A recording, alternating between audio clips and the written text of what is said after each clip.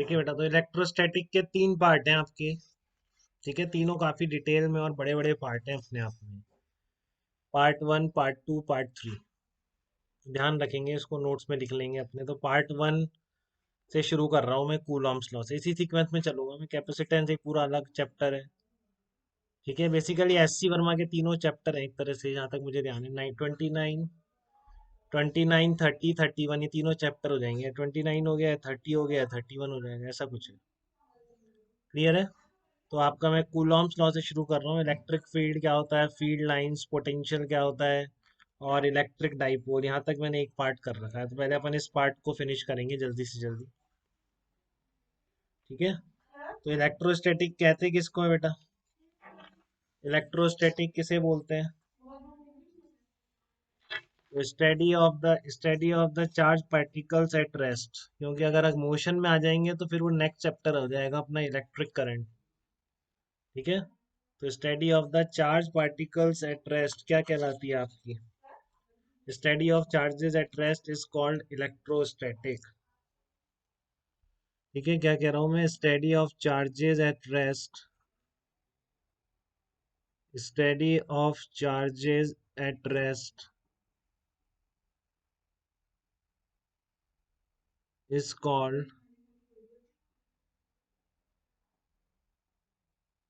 Electrostatic. Study of charges at rest is called electrostatic. Charge particles अगर move करने लग जाएंगे तो फिर वो नेक्स्ट चैप्टर बन जाता है इलेक्ट्रिक करंट। तो स्टेशनरी जब तक है तब तक हम इलेक्ट्रोस्टैटिक के रिजम में वर्क कर रहे हैं बेटा, एक तरह से। ठीक है, तो सबसे पहली बात, अब चार्ज बॉडी का क्या मतलब होता है, किसे हम चार्ज बॉडी कहते हैं? तो सीधी सी बात है बेटा, सबसे बेसिक जो चार्ज की यूनिट है, इलेक्ट्रॉन्स है। ठीक है, if we say an object has charge and it mean that either it has excess of electrons or it has deficiency of electrons. वही चार्ज बॉडी का मतलब होता है कि बॉडी में तो या तो इलेक्ट्रॉन निकल जाते हैं या आ जाते हैं। तो अगर एक्सेस ऑफ इलेक्ट्रॉन्स, कहीं से इलेक्ट्रॉन आ गए, तो वो ऑब्जेक्ट नेगेटिवली चार्ज कहलाता है। इलेक्ट्रॉन्स की कमी हो गई तो वो पॉजिटिवली चार्ज कहलाता है। तो बहुत सिंपल सा एग्जांपल है, एनसीईआरटी में हर जगह गिवन है, कि अगर आप ग्लास रॉड को रब करते हो सिल्क क्लॉथ से। ठीक है ना, ग्लास रॉड रॉड को अगर सिल्क क्लॉथ से रब करोगे तो क्या होगा, एक दूसरे में इलेक्ट्रॉन ट्रांसफर हो जाता है। इसको चार्जिंग बाई रबिंग बोलते हैं आपकी। सिल्क क्लॉथ, इससे इलेक्ट्रॉन लूज हो जाते हैं, ग्लास रॉड से सिल्क क्लॉथ में चले जाते हैं। अब किस में जाएंगे किस में आएंगे, ये सब डिसाइड होता है कि न्यूक्लियस का अट्रैक्शन किस पे ज्यादा है, इलेक्ट्रॉन्स पे किस पे कम है। वो हम कोई जनरल फार्मूला उसका नहीं बना सकते हैं, वो कुछ भी हो सकता है। वो एक्सपेरिमेंट करके समझ में आता है कौन सा पॉजिटिवली हुआ, कौन सा नेगेटिव हुआ। तो charge on a single electron किसके बराबर होता है? 1.6 इंटू 10⁻⁻19 कूलॉम के बराबर होगा।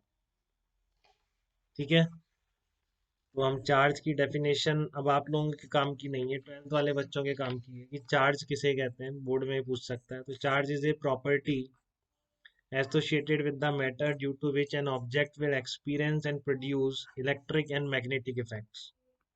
तो आपके बेटा ये जरूरी नहीं है कि चार्जेस के कारण केवल इलेक्ट्रिक इफेक्ट हो रहे हैं। ठीक है ना, ऐसा बिल्कुल भी नहीं है कि चार्जेस के कारण केवल इलेक्ट्रिक इफेक्ट हो रहे हैं। Magnetic effects are also produced due to charge particle. ठीक है ना, magnetic effects are also produced due to charge particle. Not only electrostatic forces और इलेक्ट्रिक फील्ड चार्ज पार्टिकल का रोल है, बल्कि मैग्नेटिक फिनोमेना भी सारा चार्ज पार्टिकल के कारण ही है। Production of magnetic field is also due to motion of charge particle. तो वो अपन मैग्नेटिक फील्ड में डिस्कस करेंगे। ठीक है ना, यहाँ पर हमको स्टेशनरी चार्ज पार्टिकल मतलब इलेक्ट्रॉन की कमी बेटा। ठीक है ना, तो स्टेशनरी चार्जेस के बारे में, कैसे फोर्स लगता है, क्या उनके लॉज हैं, वो सब पढ़ेंगे हम। ठीक है, देखिए चार्ज, यूनिट्स ऑफ चार्ज क्या होती है आपकी, ये भी ध्यान रख सकते हैं आप। चार्ज, यूनिट्स ऑफ चार्ज है आपकी कूलॉम, सीजीएस यूनिट है स्टैट कूलॉम। और ये इलेक्ट्रोमैग्नेटिक यूनिट भी कभी कोई पूछ ले तो अपने काम की केवल यही है, बेसिकली कूलॉम भी यूज करते हैं अपन ज्यादा। ठीक है ना, फिर भी जस्ट कभी आप ध्यान रखेंगे, कभी हो सकता है कोई ऑब्जेक्टिव में, मेंस में स्पेशली कुछ करवा लें। 3 × 10⁻⁹ स्टैट कूलॉम के बराबर होता है 1 कूलॉम। और एब्सोल्यूट कूलॉम कितना होता है? 10⁻⁻1 एब्सोल्यूट कूलॉम, या इलेक्ट्रोमैग्नेटिक यूनिट। डायमेंशन इंपॉर्टेंट है चार्ज की, ध्यान रखेंगे। तो ऐसा unit charge internet, standard unit जो होती है आपके, जैसे कि किलोग्राम, ये मीटर लेंथ और ये टाइम को जो स्टैंडर्ड यूनिट माना है, ऐसी 7 है। तो उसमें एम्पियर स्टैंडर्ड यूनिट में आता है, चार्ज नहीं आता। तो आपको ये तो पता है, equal to charge upon time. Current इसी को बोलते हैं, rate of change of charge flow. तो यहाँ से आप इस चार्ज की डायमेंशन हमेशा लिख सकते हैं, कितनी हो जाएगी, A1T1 हो जाएगी बेटा इस चार्ज की डायमेंशन। तो ये ध्यान रखें, कई बार डायमेंशंस में गलती ना करें कि आपको कैपिटल ए दिखे, आपको समझ में ही ना आए क्या है। हो जाता है कई बार, ऐसे चैप्टर पढ़ते नहीं है ना हम। ठीक है, तो चार्ज की डायमेंशंस कितनी हो जाएगी, A1P1 हो जाएगी। ठीक है, कोई तकलीफ यहाँ तक। नेक्स्ट लॉ आ रहा है आपके, सबसे पहला लॉ अब हम डिस्कस करने जा रहे हैं इसमें। दीपेंद्र को एंटर कर लो बेटा। तो यहाँ पर हम कूलॉम्स लॉ पढ़ने जा रहे हैं। सबसे पहला law, according to the Coulomb's law, electric force between 2 point charges will be proportional to the product of charges and inversely proportional to the square of distance between them. Direction of force will be along the line joining them. ठीक है, direction of force दोनों charge particle को joining line के along होगी। If charges are of same nature then electric force will be repulsive. तो simple सा है बेटा, बट इंपॉर्टेंट चीज ये है कि पॉइंट चार्जेस का एक टर्म यूज किया है इसने, देखिए आप, एक पॉइंट चार्जेस का टर्म यूज हो रहा है। पॉइंट चार्जेस के लिए एप्लीकेबल है आपका K Q1 Q2 upon R। इसका लॉ सबको पता होता है, बिल्कुल ग्रेविटेशनल लॉ की तरह होता है। ठीक है ना, कि अगर 2 पॉइंट चार्जेस Q1 और Q2 जैसे यहाँ पे रखे हुए हैं इस तरीके से R डिस्टेंस पर रखे हुए हैं, तो इनके बीच जो मैग्नीट्यूड ऑफ फोर्स होगा that will be given by product proportional to product of charges and inversely proportional to square of distance. तो इसका प्रोपोर्शनलिटी कांस्टेंट क्या कहलाता है, K कहलाता है। ठीक है ना, तो K कितना आएगा, 1/4πε0, ये कांस्टेंट होता है। यहाँ पर एप्सिलॉन नॉट को क्या बोलते हैं, इलेक्ट्रिकल परमिएबिलिटी। क्या बोलते हैं इसको, इलेक्ट्रिकल परमिएबिलिटी। तो इसका मीनिंग अपन एंड में पढ़ेंगे, जब डाइलेक्ट्रिक पढ़ेंगे तब आपको समझ में आएगा इसका मीनिंग। अभी आप जस्ट एज ए कांस्टेंट की तरह ट्रीट करेंगे इसको। Electrical permeability of free space बोलते हैं, फ्री स्पेस या वैक्यूम, वो है। ठीक है ना, तो ये आपके जो फोर्स की वैल्यू है कितनी, K Q1 Q2 upon R square, vacuum में अगर रखे हुए, तो इस पर लगने वाला net force due to Q1 कितना हो जाएगा, K Q1 Q2 upon R square. दोनों एक्शन रिएक्शन है, जितना फोर्स इस पे लगाया उतना ही फोर्स इस पे भी लगा। कूलॉम्स लॉ कह रहा है, हमको नहीं पता था कुछ भी, हम दिमाग लगा के नहीं बता रहे। कूलॉम ने हमें बताता कि एक्सपेरिमेंट करके कि फोर्स हमेशा एक दूसरे की लाइन के अलोंग ही लगेगा, ये नहीं होगा कि इसने कहीं एंगल पे फोर्स लगा दी। ठीक है, force along the line joining होगा, वो आपको पता है, प्लस प्लस होगा तो रिपल्सिव, प्लस माइनस होगा तो अट्रैक्शन। इंपॉर्टेंट बात आती है, पॉइंट चार्ज किसको कहते हैं। तो पॉइंट चार्ज की कंसेप्ट कुछ कुछ वैसी है जैसी मैकेनिक्स में पॉइंट मास की थी। तो आपको बताया गया था कि पॉइंट मास किसको कहते हैं, मैंने बताया था आपको। बोलिए, किसी को याद हो पॉइंट मास क्या बताया था। पॉइंट मास क्या बताया था मैंने, बताओ। पॉइंट मास, पॉइंट मास के बारे में क्या बताया था मैंने।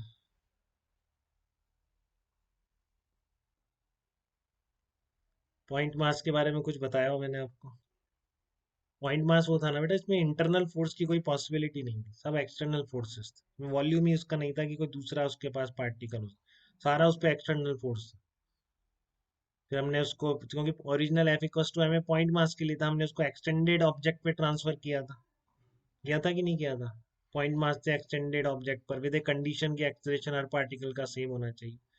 तो वैसे ही यहाँ पर अगर मान लो इस तरह के एक्सटेंडेड ऑब्जेक्ट होंगे, तो बेटा इनमें इंडक्शन एक हो जाता है। इंडक्शन क्या होता है कि मान लो ये चार्ज रॉड है, तो आपने देखा होगा स्केल है, मान लो ये स्केल है, इसको आपने रब किया। ठीक है ना, तो ये छोटे छोटे कागज के स्मॉल पीसेस उठा के नहीं रखते, ये भी इस पीस को भी उठा लेगी, कोई भी होगा। जो पेंसिल छीलने से कचरा बनता है, अगर इसको रब करके आप इसको इस तरह से अट्रैक्ट कर सकते हैं। तो दिखता नहीं, मैंने ट्राई कर लिया ऐसे, वो आप प्रैक्टिकली देख सकते हैं, इस कैमरे पे नहीं दिखता है वो ट्रिक्स। ठीक है ना, तो आप उस पे आप करते ही हैं, बचपन से करते हैं, परंतु वो जो कैसे उसको उठा लेता है, वो इंडक्शन होता है कि इस पर मान लो आपने रब किया इस ग्लास, इसको आपकी स्केल को, ये पॉजिटिवली चार्ज होगी। ठीक है, और फिर आप कुछ भी चार्ज हो सकती है, आपने कागज के टुकड़े के पास ले गए तो उसमें चार्ज इंड्यूस कर लेता है। ठीक है ना, ये चार्ज इंड्यूस कर लेता है, तो इधर नेगेटिव चार्ज हो जाता है, इधर क्या होता है, पॉजिटिव चार्ज हो जाता है। ये चार्ज इंड्यूस हो गया है इस पे, इसको हम इंडक्शन बोलते हैं। ठीक है ना, क्योंकि इसका नेगेटिव और पॉजिटिव सेंटर शिफ्ट हो गए बेटा, इसके नेगेटिव और पॉजिटिव सेंटर सेंटर क्या हो गए, शिफ्ट हो गए इसके, जो आपका कागज का टुकड़ा था या आपने पेंसिल को शार्प करने के बाद जो कचरा बचता है वो बहुत अच्छी तरह अट्रैक्ट होता है इससे। तो इस तरह के इंडक्शन की वजह से होता है कि इसमें प्लस इसके नेगेटिव और पॉजिटिव को अलग अलग कर देता है, प्लस माइनस आ गया तो अट्रैक्शन हो जाता है। तो वैसे ही अगर आप मान लो इसको Q1 और Q2 चार्ज देके लाओगे तो थोड़ा सा जो इंडक्शन इफेक्ट आएगा उसकी वजह से यहाँ पर चार्ज एक्यूमुलेट हो जाएगा, तो बैलेंस बिगड़ जाएगा इस पर, केवल Q1 Q2 चार्ज नहीं रह जाएंगे इस पर। ठीक है ना, ये चार्ज और एक्स्ट्रा आ जाएगा इंडक्शन की वजह से, तो फिर उसकी कैलकुलेशन है नहीं हमारे पास। तो इसलिए ओरिजिनली हम क्या बोलते हैं कि ये Q1 Q2 इतने छोटे हैं कि इनमें इस तरह का सेपरेशन होने लायक वॉल्यूम भी नहीं है, तो इनमें कोई भी इंडक्शन नहीं होता है, एग्जैक्टली Q1 है, एग्जैक्टली Q2 है, कोई एक्स्ट्रा चार्ज डेवलप नहीं हुआ है। तो उनके बीच का फोर्स क्या होता है, के Q1 Q2 upon are square होता है। इसलिए मैं कभी भी ये थोड़ी नहीं बोलूंगा कि चार्ज स्फीयर हैं दोनों, Q1 Q2 कंडक्टिंग स्फीयर।